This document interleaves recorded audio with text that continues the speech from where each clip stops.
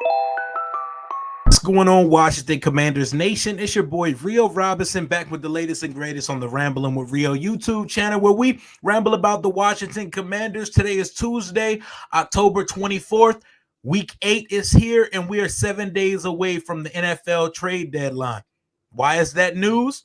It shouldn't be, because Washington doesn't normally, especially under the tenure of Ron Rivera, make any noise or any movement during the trade deadline. But Commander Rumorville has started. JOSINA Anderson, a very plugged in NFL insider, just tweeted, "Meanwhile, it is my understanding that there are several identifiable teams that have both interest in trading for either Commanders defensive ends Montez Sweat or Chase Young, and, in all caps, are willing to offer either a long-term deal ahead of free agency."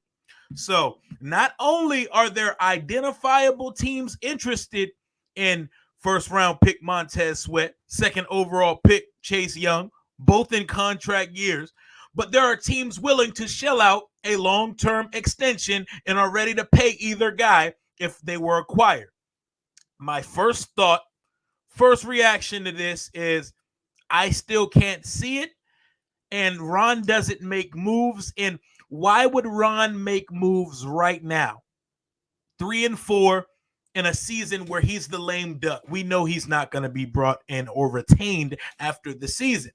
So I can't see Riverboat or Sailboat Ron making moves right now, especially when if he's actually going to try to save his NFL soul.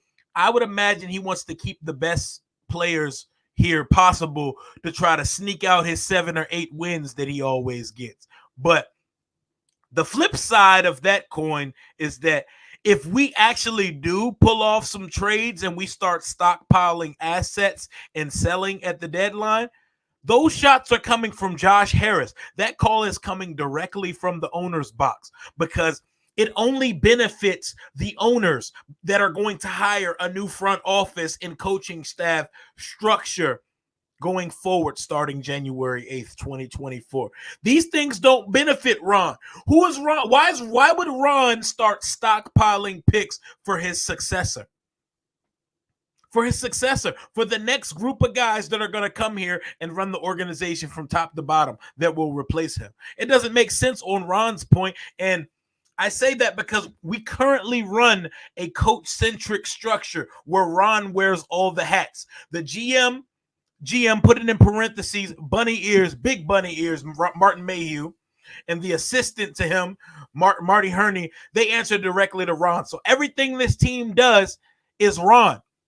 And that's why 4 years in, this team is not successful, because when you look at the full landscape of Ron's body of work since he became an NFL coach in 2011 for the Carolina Panthers, this is who Ron is. In 13 years as a head coach, he's only won more than 7 games 3 times.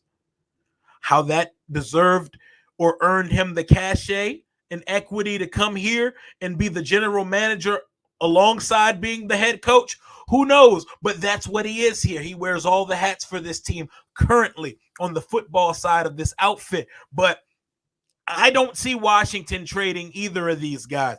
But if anybody is traded, shit, after John Allen's comments on Sunday, it wouldn't surprise me if he told his agent, check my trade value, see if anybody wants me league-wide, because these are good players.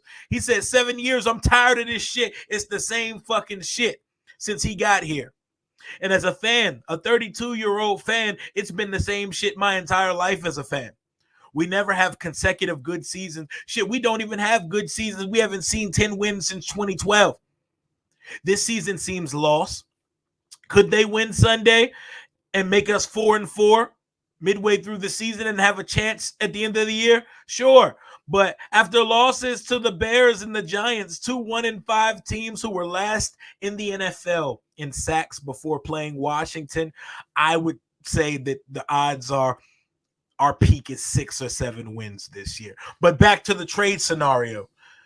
Who do you see getting traded if moved?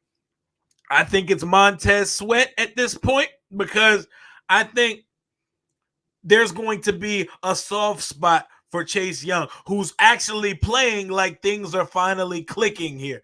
I think Chase Young will be the one they try to salvage here, and new ownership may find it advantageous to go to the negotiating room with Chase after the season, because him and Montez are currently 5 sacks, 5.5 sacks. They're both on pace to have their first double-digit sack season. So their value is not currently ever going to be higher than it is right now in the trade market. And they're both looming contract situations, make them two attractive pieces for a contending team to acquire. I'm hearing Chicago, the Rams, and the Ravens. I know a lot of people would be sick to see us do moves with the Baltimore Ravens, our brothers from up north in the AFC, but I could see it. Smart teams make smart decisions. Look at Howie Roseman and the Eagles. What Lord Brunson call him, ski mask Howie, because every time Howie Roseman comes offering with some bullshit compensation, he gets whatever he wants. The Eagles added another all-pro to their stellar, best in the league roster. They added safety Kevin Byard from the Titans because it wasn't enough for the Eagles to fleece the Titans for A.J. Brown. They went and fleeced them for their all-pro safety as well, who is going to fit in like a glove, a seamless fit for Philadelphia, and be another great player added to that mix. A.J. Brown's a goddamn top 3 receiver in the league right now. Tennessee, I don't know what the fuck you're doing. I have no idea what you're doing. Back to Washington. If we start trading picks in this next 7 days, if one of these players actually goes, or both, need I say, or both, because they could say fuck it and start selling. They could start selling and looking to the future. Josh Harris is the owner that was a part of the process in Philadelphia, which went sell all veteran contracts and just wait and just draft, develop, and wait and play it out until you find those centerpiece building blocks, the foundational piece to create an actual rebuild. Washington has shortcut and bullshitted the process of a rebuild my entire life as a fan. I think this offseason, starting in January, for the first time, we're going to see the organizational structure as it's supposed to be in the NFL. Vice President of Football Operations, GM, head coach, staff. It's going to look like it's supposed to look the last 20 some odd years. But my opinion is I don't see either guy getting traded. But if they do, this is a call from the top. This is a call from the head honcho, Josh Harris and company, because I see no benefits of Ronald Eugene, selling picks at a 3-4 point of his season in which he's not going to be here to use or reap the benefits of the compensation he receives if he makes those trades. I don't see how it makes sense from Ron's standpoint, but who am I? None of this shit makes sense, and we've been doing it here the last 4 years, so who knows? Are there any mystery pieces on the team that could be traded? Jonathan Allen, maybe? Shit. I don't want to trade anybody on my team at this current juncture. We might as well just ride it out with the whole cast and get to our 6 or 7 wins like we know we're going to get to. But I'm not mad at all at collecting some assets for our next GM and vice president to operate.